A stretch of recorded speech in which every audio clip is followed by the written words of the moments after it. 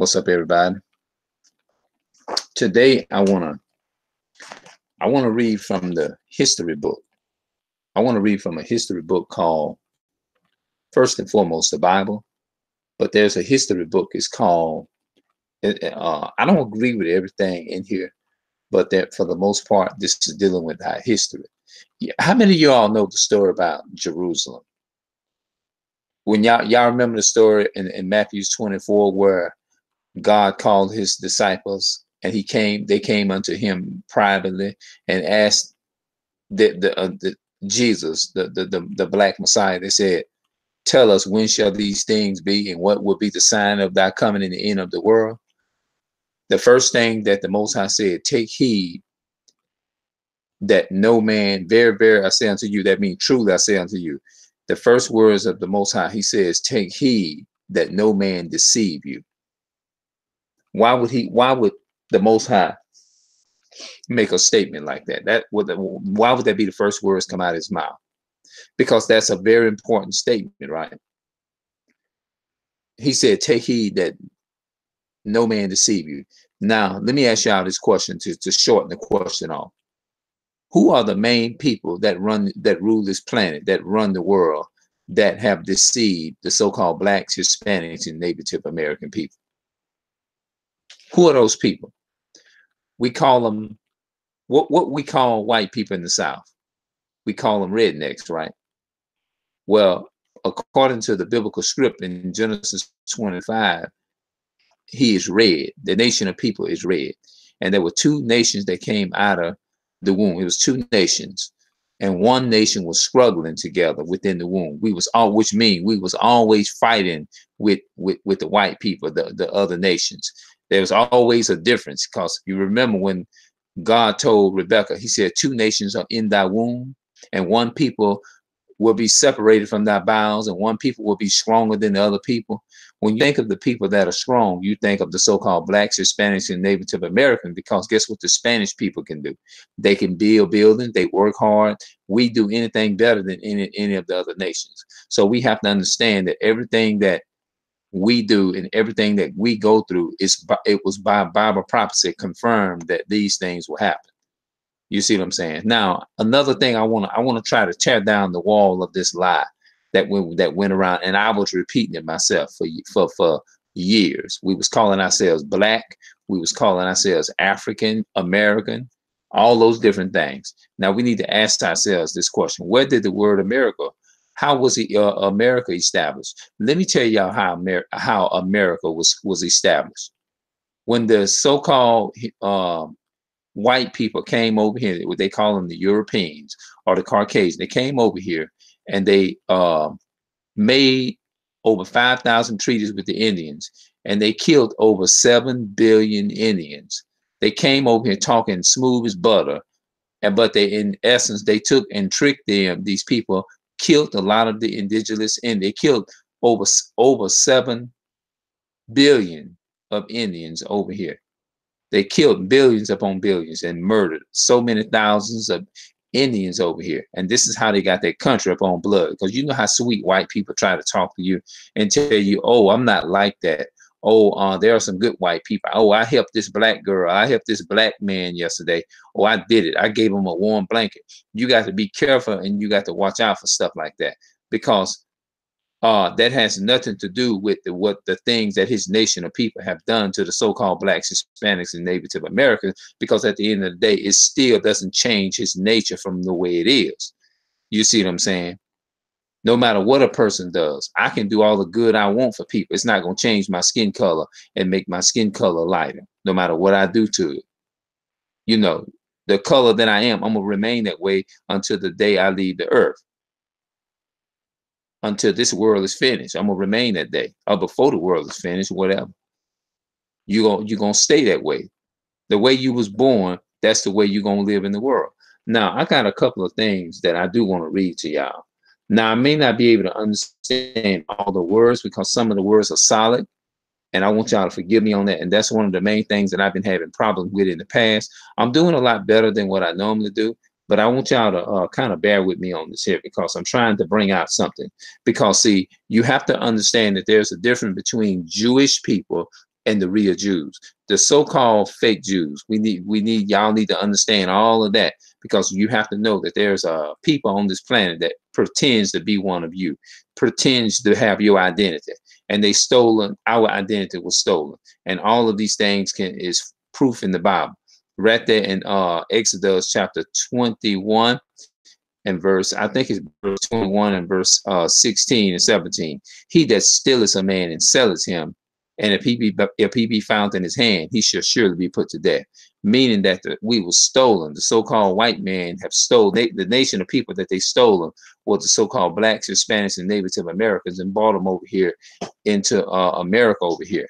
So America was founded upon blood. They built America off of blood. They named it by Leo Cipius Anaconus in 1492 is when they came to America and took over. And this is how we get named Black and African American. Let me tell y'all what black means, how they describe us as black. When you call yourself black, number one, you can't trace black back nowhere. There's no land of black. Black only gonna lead you back to a crayon box.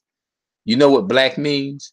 Dirty, filthy, everything negative, everything evil, all that kind of stuff. That's what black means. And this is the reason why they betray themselves. You know what white means? Everything that's pure, better, and everything. That's why the white people call themselves white. You want me to tell y'all what hated mean? Hated means? The word hated means hell.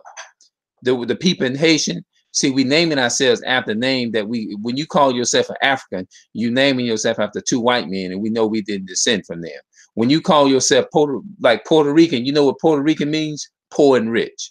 It's meaning they went over and they took everything from them Puerto Ricans too. So that's what the word Puerto Rican means. See, I know what this stuff means because I've been doing my research. Do y'all know what all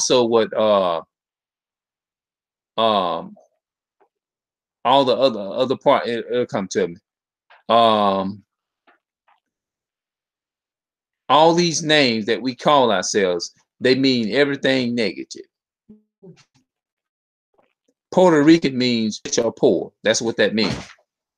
The word Haitian means hell, because the Europeans, they oppressed the Haitians too and had them in hell, put their people in chains too. They put all those people in chains. They did these things to horrible things to the people of God. So let me go ahead on. Let me read this here. I forgot some things that I wanted to put in there because I wanted to give y'all the meaning of the word, all this kind of stuff. All right, let's go. If thou hast known, even at last, in this thy day, the things which belongeth unto thy peace, but now they are hidden from thy eyes. For the days shall come upon thee that thy enemies, see here, this is in the Bible. Thy enemies, y'all know who y'all know that we have enemies up on this planet, right? And the enemy is the so-called white man. That's the number one enemy. The African people are our enemies. The Ethiopians are our enemies. The so-called Arab man is our enemy. The Japanese man is our enemy. The East Indian man is our enemy. The Hagarenes is our enemy. The Philistine, which is another African tribe. All those people are your enemies and my enemies too. All right, it says, for the days shall come upon thee, that thy enemies shall cast a trench about thee. Now, see, let me tell y'all what this is leading up to. Y'all want y'all to listen to me good. This is leading up to when the fake Jews will come. God was prophesying that Jerusalem, the Holy Land, that a lot of our people will be ran out of Jerusalem by these fake Jews, and we will have to go to Africa in 70 AD, and we had to flee because they filled the temple of Jerusalem, the temple steps of Jerusalem. Was blood was flowing down the steps of Jerusalem like blood, because they was killing so many thousands of Jews. They killed so many native Indians, and blood was going down the temple steps like water, people. They was killing our people left and right like this here. They was killing as many Jews as they possibly can. And this is what them Romans did. This is what your God in Matthew chapter 24 was prophesying, that this would happen to your people, our people.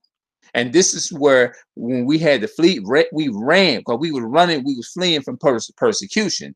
And we were fleeing, and the year that we fled from persecution was in 70 AD. And this is when the African people took and we ran, and they sold, the Africans enslaved us. And after they enslaved us, guess what they did to us? They sold us to the so-called white man. This is the reason why the Bible is saying, for the day shall come upon thee that thy enemies shall cast a trench about thee and compass thee round about and keep thee in on every side, and they shall lay even with the ground and thy children within thee, and they shall not leave in thee one stone upon another, because thou knowest not the time of thy visitation. That's Luke chapter 19, verses 42 and 44. He said, they will leave in thee one stone. That means they ain't gonna leave not one of. That means, I think that means that the stone mean that it was not when the people of Jerusalem, they had to flee on a Wednesday, and that was like on October, and not one Christian perished within that time. But this time right here is when a lot of our people had to flee from Jerusalem. They fled. A lot of the real Jews had to flee out of Israel, and we had to run to Africa. Our ancestors did. This is how we got the name African American.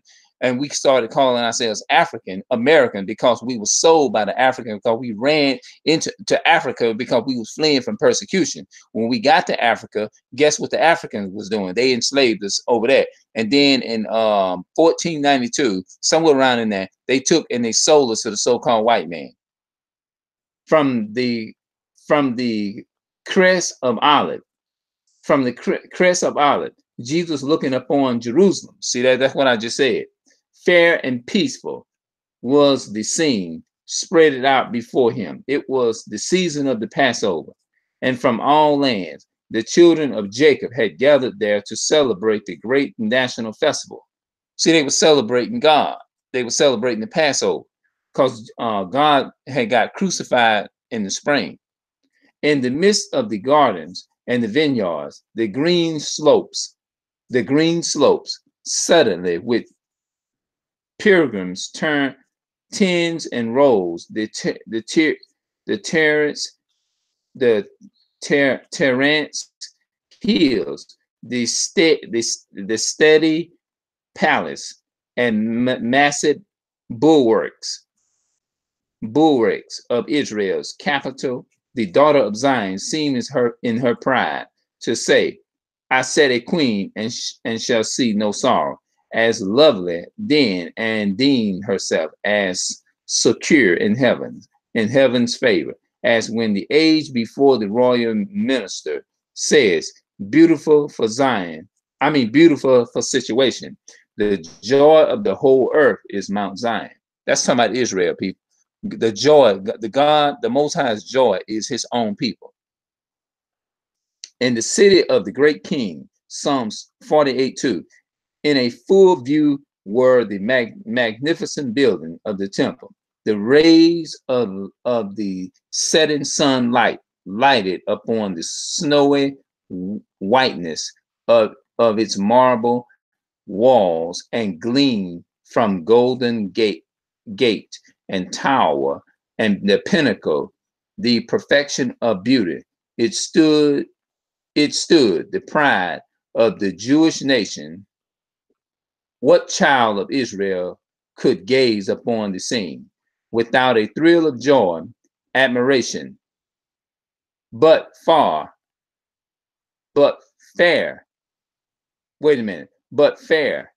other thoughts occupied the mind of Jesus.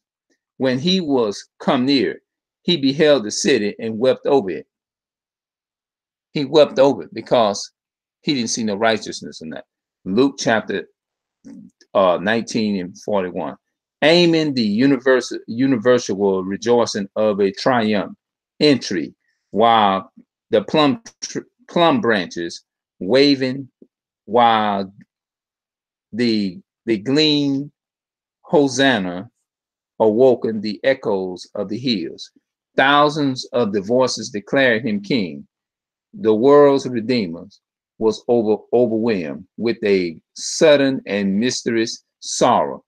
He, the Son of God, the promised one of Israel, whose power had conquered death and called his captives from the grave, and was in tears, not of ordinary grief, but intense, irresponsible, irresponsible, inexpressible. I'm sorry. That's